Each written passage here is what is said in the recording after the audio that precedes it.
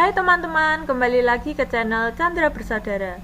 Pada video kali ini kita akan belajar tema 2, subtema 3, pembelajaran 3. Apa yang akan kita pelajari?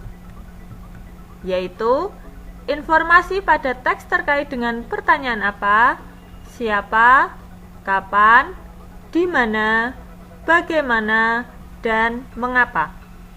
Kemudian kita akan belajar tentang akibat yang terjadi jika masyarakat tidak bertanggung jawab atas masalah sampah. Dan yang terakhir kita akan belajar tentang cara menghargai kegiatan orang lain dalam usaha memperkuat kesatuan dan kesatuan bangsa. Sebelumnya, jangan lupa subscribe ya.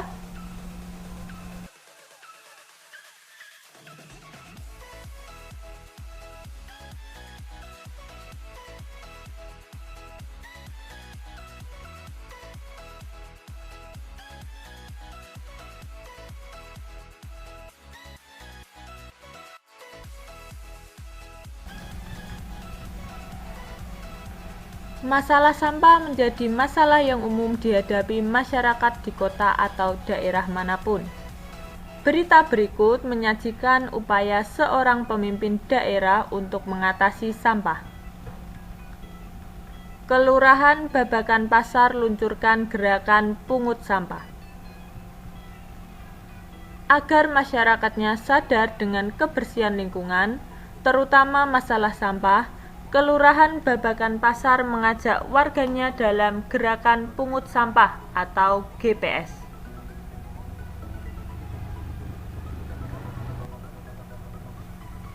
Lurah Babakan Pasar, Rokib Al-Hudri menyatakan, GPS ini merupakan program pemerintah kota atau Pemkot Bogor pada tahun 2016. Program ini bertujuan agar Kota Bogor terbebas dari sampah, karena masalah sampah merupakan tanggung jawab seluruh masyarakat.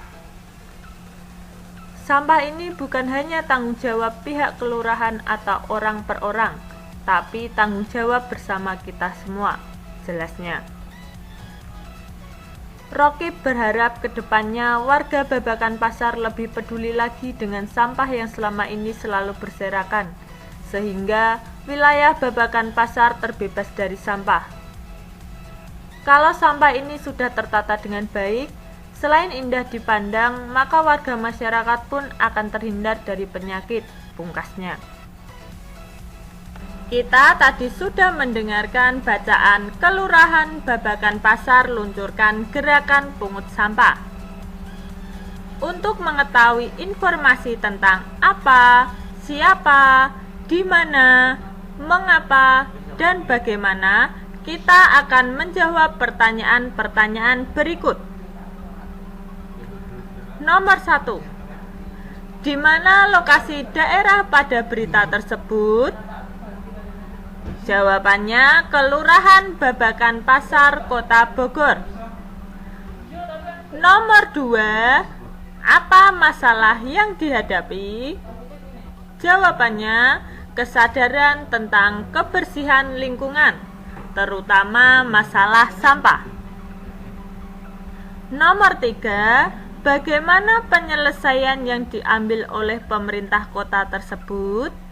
Jawabannya, Kelurahan Babakan Pasar mengajak warganya dalam gerakan pungut sampah atau GPS.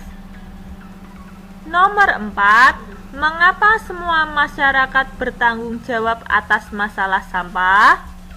Jawabannya, karena sampah ini bukan hanya tanggung jawab pihak kelurahan atau orang per orang, tapi tanggung jawab bersama kita semua. Dan yang terakhir nomor 5, apa keuntungannya jika masalah sampah dapat teratasi dengan baik? Jawabannya, selain indah dipandang, maka warga masyarakat pun akan terhindar dari penyakit. Apa yang terjadi jika masyarakat tidak mau bertanggung jawab atas masalah sampah? Tentu, lingkungan di sekitar kita akan menjadi kotor dan bau, serta akan menimbulkan berbagai macam penyakit. Bisa juga menyebabkan banjir akibat aliran air dan sungai tersumbat oleh sampah. Sampah yang menumpuk dapat mencemari lingkungan dan mengganggu kesehatan organ pernapasan. Tahukah kamu orang yang kegiatan sehari-harinya adalah mengumpulkan sampah yang dapat diolah kembali? Iya, betul. Kita biasa menyebutnya pemulung.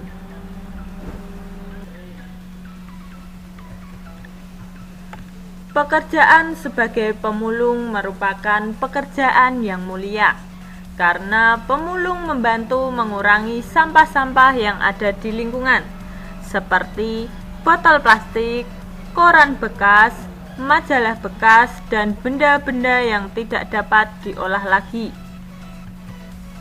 Menghargai jasa pemulung dapat dilakukan dengan cara memilah sampah sesuai dengan kategorinya, yaitu organik atau anorganik, dan tidak membuang sampah sembarangan.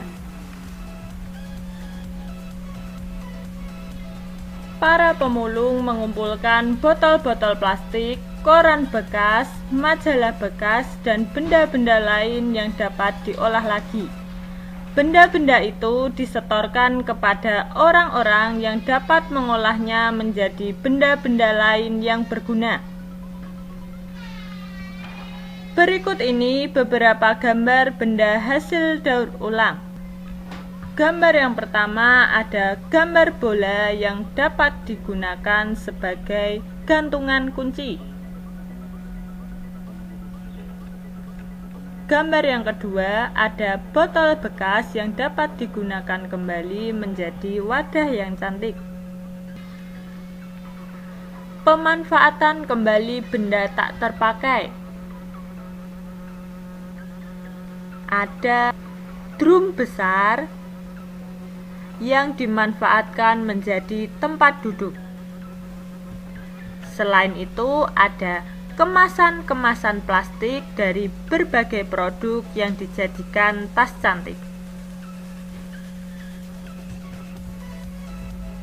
Usaha pembuatan benda-benda daur ulang sangat bagus dilakukan, karena orang-orang mampu memanfaatkan ulang dan menambah nilai dari benda yang sudah tidak terpakai.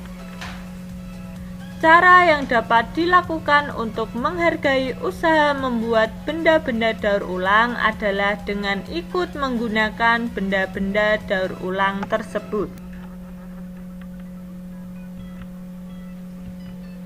Menghargai kegiatan usaha ekonomi orang lain. Kegiatan ekonomi yang dilakukan setiap orang melibatkan orang lain. Keterlibatan orang lain dapat dilihat dari kegiatan produksi, distribusi, dan konsumsi. Pada kegiatan produksi, orang yang terlibat adalah tenaga kerja. Pemakaian tenaga kerja dimaksudkan untuk memperlancar kegiatan produksi. Tenaga kerja akan memperoleh balas jasa dari produsen berupa upah atau gaji dari produsen. Selanjutnya, barang hasil produksi akan disalurkan kepada konsumen atau masyarakat oleh distributor. Dari kegiatan penyaluran barang tersebut, distributor akan memperoleh keuntungan. Contoh distributor adalah agen, pedagang besar, dan pedagang eceran. Konsumen adalah pihak yang mengonsumsi barang dan jasa untuk memenuhi kebutuhan hidupnya. Barang dan jasa diperoleh dari produsen secara langsung atau melalui perantara atau distributor. Ketiga pelaku kegiatan ekonomi tersebut akan saling berhubungan membentuk arus diagram ekonomi. Setiap pelaku kegiatan ekonomi memiliki peran masing-masing yang saling menguntungkan. Menurut kodratnya, Manusia berperan sebagai makhluk sosial dan makhluk ekonomi.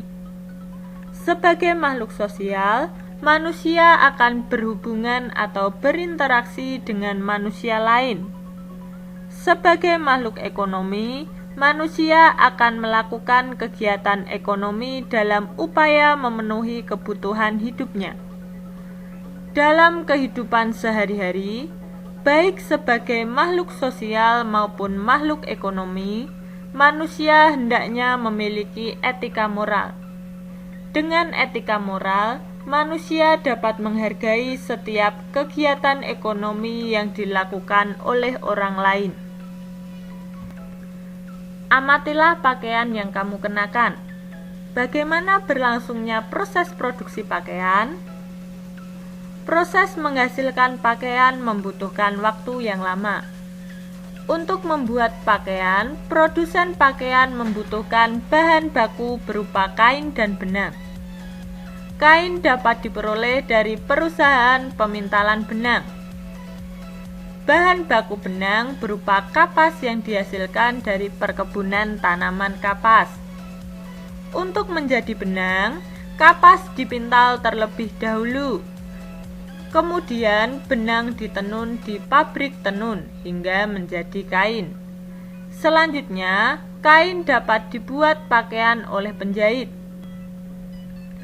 Begitulah proses panjang produksi pakaian. Banyak pihak yang terlibat dalam proses produksi ini. Ada petani tanaman kapas, pekerja pemintalan, penenun kain, penjahit, dan pengusaha garmen. Begitu panjangnya proses produksi ini, hendaknya kita perlu menghargai kegiatan usaha ekonomi orang lain.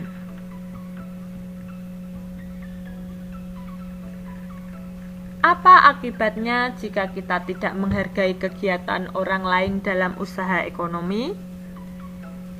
Iya, akan terjadi permusuhan dan pertengkaran. Dan usaha ekonomi kita sendiri tidak akan dihargai oleh orang lain. Demikian pembelajaran pada video kali ini, semoga bermanfaat ya, dan sampai jumpa di pembelajaran berikutnya. Bye-bye.